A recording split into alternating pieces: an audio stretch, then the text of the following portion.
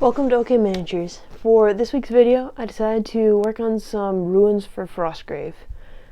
These guys are going to be great for just filling up a board with random bits of terrain, making it look like the ruins of Frostgrave, Felstad. They'll work well for just about any scenario, so I don't have to worry too much about making a whole new set of terrain for each scenario. Ruins are just going to be great for anything for Frostgrave. So to start out with, I took some bricks that I had made months ago. They're like ½ inch by ½ inch by 3/4 of an inch, maybe an inch. And I chopped these into 4 so that they would become 1/4 inch by 1/4 inch by 3/4 to 1 inch. The reason I did this was because the original bricks look ginormous compared to miniatures. So by chopping them down, they are a little bit slimmer, they look more to scale, and they just seem kind of nice. It's not necessarily a must-do, but I think it looks better this way. Next, I took some thin cardboard, mine was from a cereal box, and I cut it to the shape of the wall segments I wanted. This will act as the base to hold the bricks together. I chose to make the thickness of the base exactly the same as the thickness of the bricks, so there would be no extra cardboard. This way, if I decide to put dungeon tiles or something alongside, they can act, either side can be the inside wall or the outside wall, and the tiles can fit snug up against these guys, instead of if you have a little bit of a extra cardboard around there, it might get in the way of that. The downside of this approach is that you can't have bricks falling off the walls laying next to them, which would really add to the aesthetic of a ruined city. On one of these I did try glue just a couple bricks on the side. It kind of worked. It doesn't look as realistic though, as if it was angled out a little bit, kind of away from the wall like it had actually fallen. When I was cutting these out, I did use a 3-inch and 6-inch segments so that these guys will work nicely with other terrain bits I use. I have decided to use just a 3x3 as my little base unit. You could do different sizes, but that's just the size I've chosen. It seems like a good size, not too small, not too big. So that's what I'm going with. I did make a few varieties. I did a couple L shapes both ways. And I also made a few 3-inch pieces and 6-inch pieces.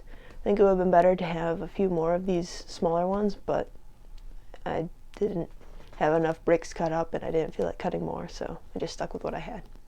I decided to use hot glue to glue the bricks to the cardboard. Not my favorite glue, but given I was trying to get this cranked out in an afternoon, I didn't really have another choice. I would have preferred using PVA glue and letting that dry overnight, since this would give nicer results, but hot glue is what I had to do. The main things you gotta be wary of with hot glue is if the glue gun, at least mine, doesn't have a temperature control. So if it gets too hot, it'll just melt the foam and it looks terrible and there's globs of glue showing and not good.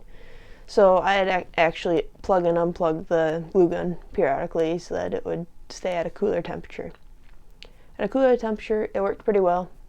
There's still loads of strings that you gotta deal with, and once in a while there's a few, if you put too much glue on there, it oozes out in between the sides and looks bad. So once I was done gluing, I took a flush cutters and trimmed up all those little extra bits of glue. At this point I went ahead and Mod Podged everything. I was going to texture them with tinfoil, completely forgot, so I would recommend you do that here if you want to do that.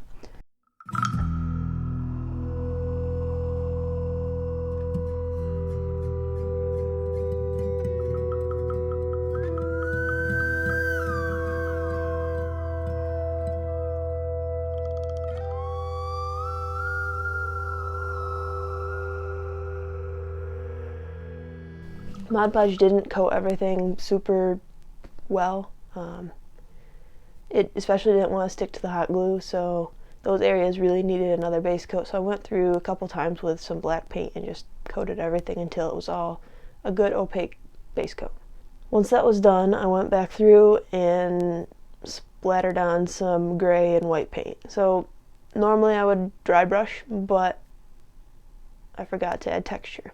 So instead of just dry brushing, I kind of made it splotchy to simulate the texture of stone.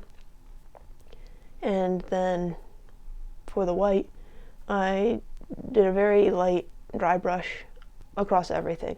This way it gives kind of a frosty look. I added a little bit more white on the tops of the ruins to kind of give the appearance of a little bit of snow, or maybe just a slight buildup of frost.